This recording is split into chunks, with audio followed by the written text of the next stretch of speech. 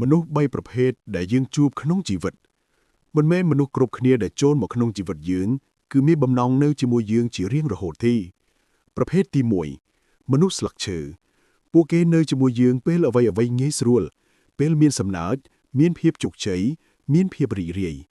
ប៉ុន្តែពេលខ្យល់បក់ខ្លាំងស្លឹកឈើតែងតែធ្លាក់ឬជ្រុះមុនគេពួកគេមិនអាក្រក់ទេគ្រាន់តែជាប្រភេទមនុស្សតាមរដូវកាលប្រភេទទី2មនុស្សមែកឈើ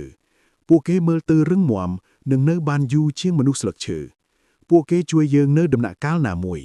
ប៉ុន្តែពេលបន្ទុកធ្ងន់ពេកមែកឈើក៏អាចបាក់ធ្លាក់មិនមែនពួកគេចង់ធ្វើឲ្យយើងឈឺចាប់ទេគ្រាន់តែសមត្ថភាពមានដែនកំណត់ប្រភេទទី3មនុស្សឫសឈើពួកគេជាប្រភេទមនុស្សកម្រណាស់ប៉ុន្តែមានតម្លៃបំផុតពួកគេនៅជាមួយយើងនៅពេលយើងបរាជ័យពេលលំបាកពេលគ្មានអ្វីសោះពួកគេមិនស្វែងរកការសរសើរប៉ុន្តែស្មោះត្រង់យ៉ាងស្ងៀមស្ងាត់ស្លឹកឈើធ្លាក់មែកបាក់បែកប៉ុន្តែឫសនៅរឹងមាំក្នុងព្យុះភ្លៀងសូមចងចាំកុំឈឺចាប់ចំពោះមនុស្សដែលបានចាក់ចេញ